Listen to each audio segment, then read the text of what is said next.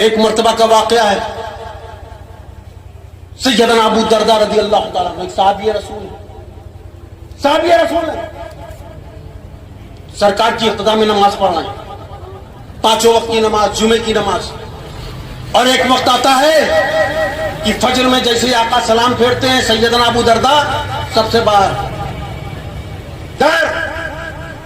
ایک دن گزرا، 2 دن گزرا، 1 ہفتہ گزرا، 15 دن گزرا، سرکار نے پوچھا کیا بات ہے میرے جانثارو، ابو درداء تو ایسا نہیں تھا، وہ تو میری اقتداء میں نماز پڑھتا تھا، سلام پھیرنے کے بعد دعا میں شامل ہوتا تھا، میری گفتگو میں شامل ہوتا تھا، قرآن پاک کی آیتوں کا نزول ہوتا تھا تو اس کے بارے میں جانکاری حاصل کرتا تھا، جب محفل ختم ہوتی تھی تو سلام دست بوسی قدم بوسی کر کے جاتا تھا، مگر آج یہ 15 دن سے میں دیکھ رہا ہوں کہ میں جیسے ہی فجر میں سلام پھیرتا ہوں وہ چلا جاتا ہے، سب سے غائب ہو جاتا ہے، کیا معاملہ ہے؟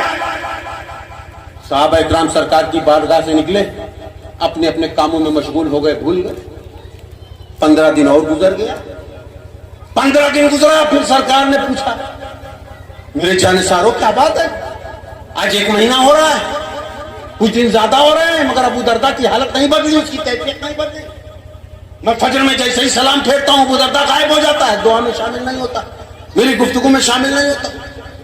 صحابہ اکرام محفل برخاست ہوئی، سرکار کی بارگاہ سے دست بوسی قدم بوسی کر کے نکلے، کچھ دور آگے گئے ہوں گے، مسجد نبی صلی اللہ علیہ وسلم سے ادھر سے ابو درداء چلے آ رہے ہیں، ابو درداء ادھر سے چلے آ رہے ہیں، یہ صحابہ کی جماعت، جانثاران مصطفیٰ کی جماعت قریب پہنچی، سلام ہوا، مصافحہ ہوا، ابو درداء کیا بات ہے،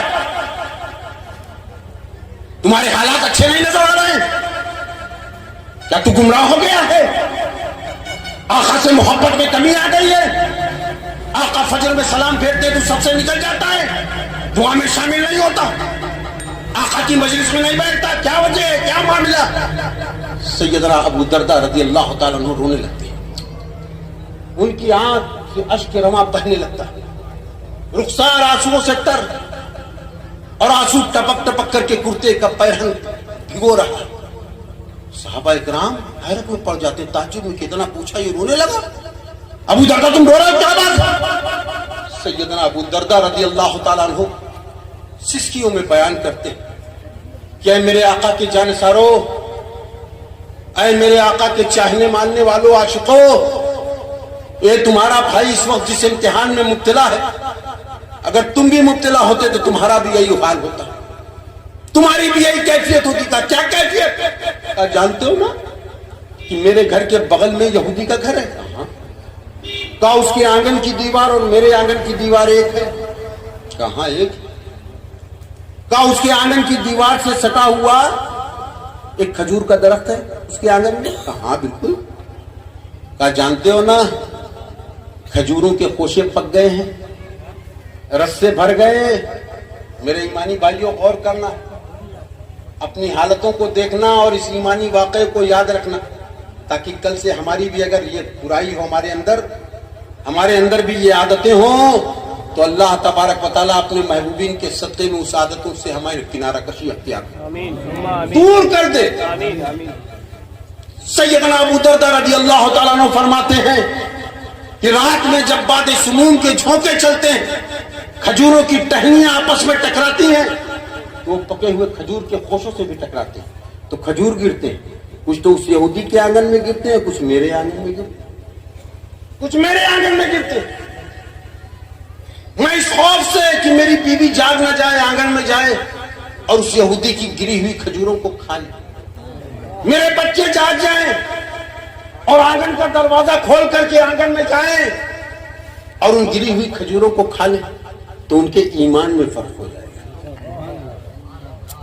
عشق مصطفیٰ میں فرق آ جائے گا۔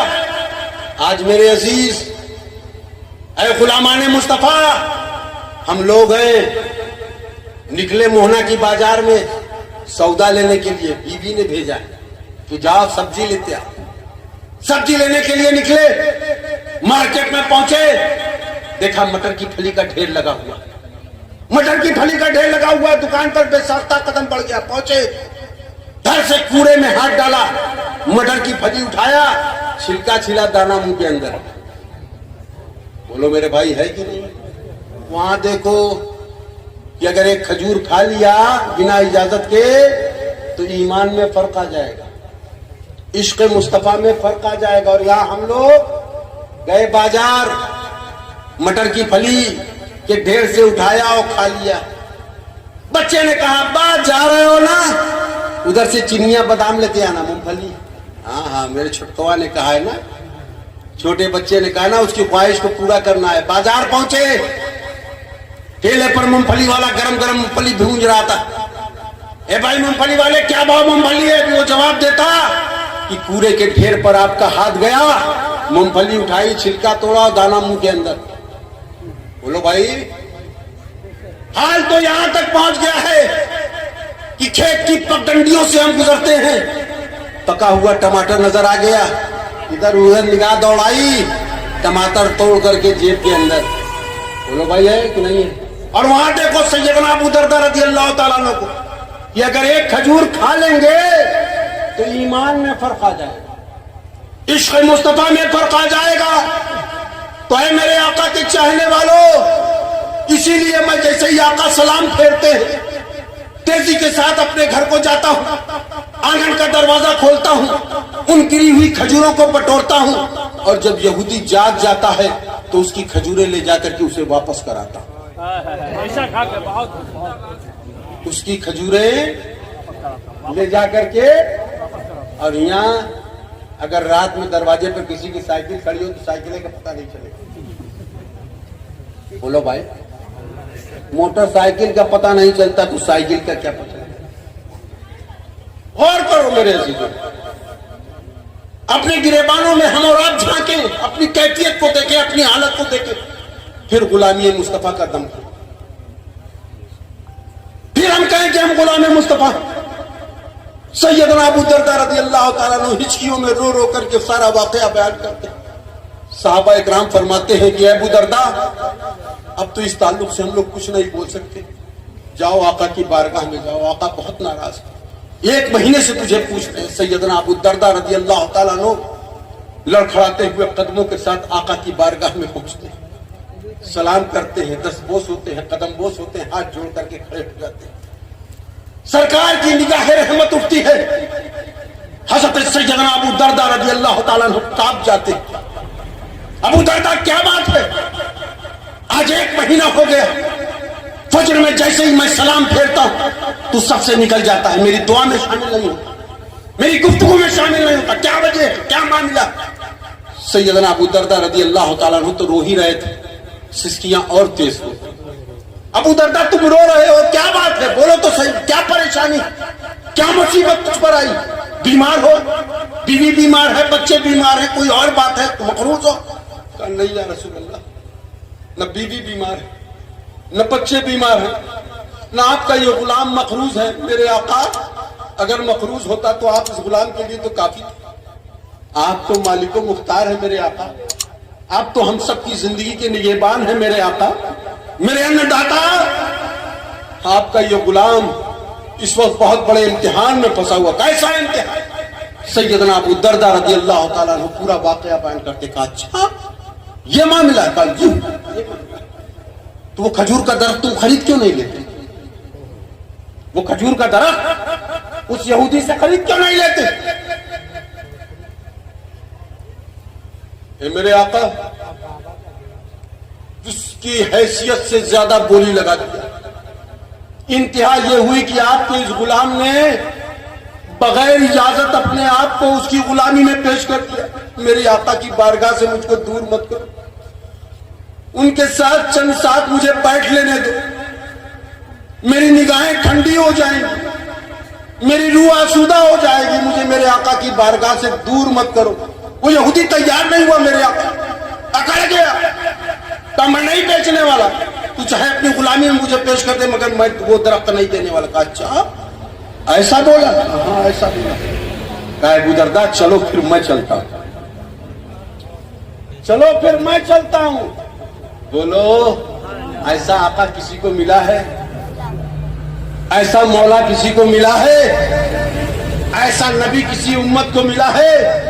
ایسا ہادی کسی قوم کو ملا ہے، ایسا رہنما کسی امت کو ملا ہے جو کہے غلام سے کہ چلو میں چلتا ہوں. اب آقا آگے آگے، سیدنا ابو دردہ پیچھے پیچھے، باہر آڑ میں چھپ کر کے سارے صحابہ اکرام دیکھ رہے کہ بھی دیکھتے کہ سرکار کی بارگاہ سے کیا سزا ابو دردہ کو ملتی، ابو دردہ کے لیے کیا حکم ہوتا ہے. سرکار اپنی مسجد سے باہر آتے، آگے آگے سرکار چل رہے ہیں، پیچھے پیچھے ہاتھ باندھے ہوئے ابو دردہ چل رہے ہیں. صدیق کی نگاہ پڑتی ہے، فاروق کی نگاہ پڑتی ہے، عثمان کی نگاہ پڑتی ہے، علی کی نگاہ پڑتی ہے، صہیب کی نگاہ پڑتی ہے، بلال کی نگاہ پڑتی ہے، ابو دجانہ کی نگاہ پڑتی ہے، انس کی نگاہ پڑتی ہے، حضرت مالک کی نگاہ پڑتی ہے. کہتے ہیں سرکار آ رہے ہیں، سرکار آ رہے ہیں. پیچھے پیچھے ابو دردہ آ رہے ہیں. سرکار اس مجلس سے آگے نکلے، سب ابو دردہ کو گھیر لیا. کہا ابو دردہ کیا بات ہے؟ کہا سرکار چل رہے، خاموش رہو. ابو دردہ کیا بات ہے؟ سرکار چل رہے، خاموش رہو. ابو دردہ کہتے ہیں سننا نہیں، لا ترفعوا اصواتکم فوق صوت النبی، نبی کی آواز پہ اپنی آواز بلند مت کرو. سرکار چل رہے. سرکار چلتے چلتے ابو دردہ کے مکان پر آ کر کے ٹھہر جاتے. سرکار فرماتے ہیں ابو دردہ اس یہودی کو بلاؤ، اس یہودی کو بلاؤ. سیدنا ابو دردہ رضی اللہ تعالیٰ عنہ اس یہودی کے دروازے پر پہنچتے ہیں، دروازے کی کنڈی کھٹکھٹاتے ہیں. ایک مرتبہ کھٹکھٹائی، دو مرتبہ کھٹکھٹائی، تین مرتبہ کھٹکھٹائی. یہودی غصے میں آپ اس سے باہر ہو کر کے آنکھ ملتا ہوا آتا ہے، دروازہ کھولتا ہے. اب سامنے ابو دردہ کو دیکھتا ہے تو بگڑ جاتا ہے. کیا ضرورت تھی مجھے جگانے؟ جیسے روزانہ میری کھجور جب میں جاگ جاتا تھا دیتے تو ویسے دے دیتے. میری نیند خراب کر دیا. ایسا ہے تو ویسا ہے، تو محمدی ہو کر کے شرارت کرتا ہے، بدماشی کرتا ہے، معذرت جو منہ میں آیا پکڑنا شروع کر دیا. سیدنا ابو دردہ رضی اللہ تعالیٰ عنہ نہایت ہی نرمی سے کہتے ہیں کہ یہودی میں نے نہیں، میرا آقا وہ کھڑا ہے بلا رہا ہے، میرا آقا وہ کھڑا ہے. یہودی کی نگاہ جیسے ہی محمد عربی پر پڑتی ہے، یہودی کہتا ہے اے ابو دردہ تو اپنے نبی کو بلا لایا ہے، مگر میں وہ کھجور کا درخت دینے والا نہیں، بیچنے والا نہیں. کہا چل تو میرے آقا کی بارگاہ میں. یہودی چلتا ہے، اکڑتے ہوئے آتا ہے آقا کی بارگاہ میں. آقا رحمت صلی اللہ تعالی علیہ وسلم ارشاد فرماتے اے یہودی میں ایک کام کے لیے تیرے پاس آیا تھا. بولیے کیا کام تھا؟ بولیے. کہا یہودی وہ کھجور کا درخت جو تیرے آنگن میں ہے وہ میرے ہاتھ بیچ دے، میرے ہاتھ بیچ دے، جو قیمت چاہے لے لے.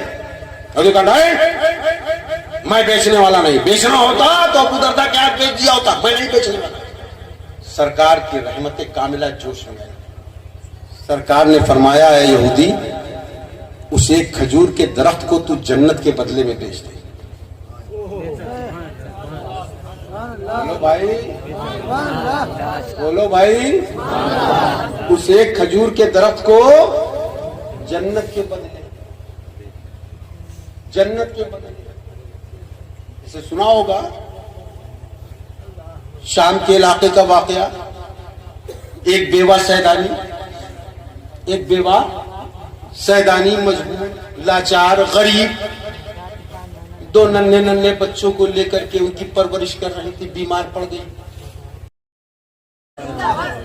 تو ای سعادت بزور بازو نیس تانا بخشت خدائے بخشت. سیدنا ابو دردہ رضی اللہ تعالیٰ عنہ کھڑے، سرکار فرما رہے اے یہودی جنت کے بدلے میں اس کھجور کے درخت کو بیچ دے میرے ہاتھ. یہودی کہا نہیں، میں بہکانے میں آنے والا نہیں، میں دھوکے میں آنے والا نہیں.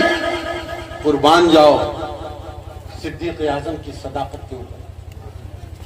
صدیق اعظم آگے بڑھتے ہیں، کہتے ہیں یا رسول اللہ میرے ماں باپ آپ پر قربان، یہ یہودی میرا فلاں باغ لے لے جس میں ہزاروں کھجور کے درخت، ہزاروں کھجور کے درخت ہیں، اور سارے درخت کھجور کے خوشوں سے لدے ہوئے ہیں، کھجوریں سب پکی ہوئی ہیں بالکل.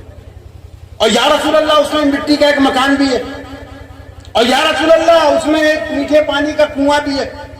یہ یہودی اس ایک کھجور کے درخت کے بدلے میں پورا میرا باغ لے لے، وہ مکان لے لے، وہ کنواں لے لے. تو آپ نے جو کہا ہے جنت، وہ جنت مجھے مل جائے گی. جنتی ہو کر کے سرکار کی زبان سے نکلی ہوئی جنت سے کتنی محبت ہے. اور ہم لوگ، میرے آقا فرماتے ہیں الصلاۃ معراج المومنین. بولو بھائی، کہا ہے نا سرکار نے, کیا کہا ہے؟ نماز مومنوں کی معراج ہے. کس کو سرکار کے حکم سے محبت, سرکار کے فرمان سے کس کو محبت ہے؟ میرے آقا فرماتے ہیں, صدیق فرماتے ہیں, یا رسول اللہ کیا جنت مجھے بھی مل جائے گی؟ سرکار فرماتے ہیں بے شک, اس میں کیا شک ہے, وہ جنت تمہیں مل جائے گی. تو کہا یا رسول اللہ پھر سودا پکا کیا جائے اس یہودی سے, پوچھئے آپ اس یہودی سے کہ میرا وہ باغ لے لے جس میں ہزاروں کھجور کے درخت ہیں اور کھجوروں سے لدے ہوئے ہیں, سب کھجوریں پک گئی ہیں, وہ مکان بھی لے لے, وہ کنواں بھی لے لے. سرکار یہودی کو مخاطب کرتے ہیں, یہودی میرا صدیق جو کہہ رہا ہے اس کا فلاں باغ لے لے, تو اس میں مکان بھی ہے, میٹھے پانی کا کنواں بھی ہے, تو کیا اس کے بدلے میں وہ ایک کھجور کا درخت تو مجھے دے دے گا؟ اب یہودی کا دماغ کھنکتا, کہتا باپ رے باپ, ایک کھجور کے بدلے میں, ایک کھجور کے درخت کے بدلے میں اتنا بڑا باپ, میرا تو لاٹری کا ٹکٹ کھل گیا, میں تو مدینے کا سب سے مالدار آدمی ہو گیا. کل مدینے کے مالداروں میں میری بھی گنتی ہوگی, میرے غلام ہوں گے, بہترین مکان ہوگا, کئی گھوڑے ہوں گے, اونٹ ہوں گے, خچر ہوں گے, پالکی ہوگی, کئی غلام کنڈا دے کر کے مجھے لیتے ہوئے ادھر سے ادھر, ادھر سے ادھر پھریں گے. آگے بڑھا, کہا اے محمد یہ سودا مجھے منظور ہے. کیا وارے کھجور کا درخت, تو مقدر کا سکندر ٹھہرا, تو کہیں جانے والا تھوڑی ہے, تو میرے آنگن میں رہے گا. وہ تو ابو دردا تھے نا, کھجور ان کے آنگن میں گرتی تھی لا کر کے دے جاتے تھے. ارے جو میرے آنگن میں کھجور گرے گی وہ میں کھاؤں گا, جو ابو دردا کے آنگن میں گرے گی ابو دردا کھائیں گے. وہ تو ابو دردا کا ایمان تھا نا, ان کا عشق تھا, ان کی محبت تھی, ان کا ایمان تھا, میرا تھوڑی. میں تو یہودی ہوں, اور میرے بارے میں تو فرمایا گیا نحنو ابناء اللہ واحباؤہ, ہم اللہ کے بیٹے اور اس کے پسندیدہ ہیں. اگر یہ نہیں جانتا تھا کہ قرآن پاک میں یہ بھی آیا کہ الذین یعرفونہ کما یعرفون ابناءہم, اے محبوب یہ آپ کو ایسے ہی پہچانتے ہیں جسے اپنی اولادوں کو. مگر یہود بڑا فتنہ پرور ہوتا ہے. ٹھیک ہے یہ سودا منظور ہے. صدیق اعظم نے کہا یا رسول اللہ جب یہ سودا منظور ہے تو تحریر ہو جائے. تحریر ہو گئی صاحب, صدیق اعظم کا باغ لے لیا, وہ ایک کھجور کا درخت جو ہے صدیق اعظم کو مل گیا. صدیق اعظم پھر آقا کی بارگاہ میں آگے بڑھے, کہا یا رسول اللہ وہ کھجور کا ایک درخت جو ہے میرے بھائی ابو دردہ کو میں اپنی طرف سے تحفے میں پیش کر رہا ہوں. بولو بھائی, ہمارا اور آپ کا یہ کردار ہے, ہمارا اور آپ کا یہ طریقہ ہے. بولو بھائی, آئے چپ ہو رہا ہے؟ نہیں نا, تو بناؤ. لے لیا. دن بھر مدینے کے بازار میں وہ یہودی گھومتا رہا, ہوٹل ہوٹل, گھر گھر, بازار بازار. آج تو معاذ اللہ محمد کو ہم نے بیوقوف بنا دیا, ٹھگ دیا میں نے. معاذ اللہ ایک درخت, کھجور کے درخت کے بدلے میں پورا باغ مل گیا مجھ کو, میں تو مدینے کا مالدار ہو گیا, دھنا سیٹ ہو گیا, ایسا ہو گیا ویسا ہو گیا. دن بھر پورے مدینے میں ادھر ادھر گپاسٹک کرتا رہا. رات میں تھکا ماندہ آیا, کھا پی کر کے گھر کھولا اپنا, آنگن میں گیا, کہا بارے کھجور کا درخت, تو کہیں جانے والا تھوڑی ہے, تو رہے گا میرے آنگن میں. جو ابو دردہ کے گھر میں گرے گی وہ ابو دردہ کھائیں گے, جو میرے آنگن میں گرے گی میں کھاؤں گا. تجھے کوئی اکھاڑ کے لے جانے والا نہیں, کاٹ کے لے جانے والا نہیں. مگر وہ نہیں جانتا تھا کہ عدل کرنے والا کون ہے, انصاف کرنے والا کون ہے وہ نہیں جانتا تھا, حاکم کون ہے وہ نہیں جانتا تھا, جسٹس کون ہے وہ نہیں جانتا تھا. کس حاکم سے پہلے کوئی حاکم نہیں, اس عدالت سے پہلے کوئی عدالت نہیں, اس جسٹس سے پہلے کوئی جسٹس نہیں, اس انصاف سے پہلے کوئی انصاف نہیں. رات میں سویا یہودی, خراٹا مارتا ہوا, صبح اپنے وقت پہ آنکھ کھلی, منہ دھویا, جیسے ہی آنگن کے دروازے کی کنڈی کھولی, پیر آنگن میں رکھا, نگاہ اٹھایا تو منہ کھلا کا کھلا, آنکھ پھٹی کی پھٹی, پورا بدن کانپ گیا. رات میں وہ کھجور کا درخت جو اس کے آنگن میں کھڑا ہوا تھا سرک کر کے ابو دردہ کے آنگن میں کھڑا ہوا ہے. اللہم صلی علی سیدنا مولانا محمد وعلی آل سیدنا مولانا محمد وبارک وسلم. صلاۃ و سلام علیک یا رسول اللہ. اللہ یا حبیب اللہ کی محمد سے وفا، تو نے تو ہم کے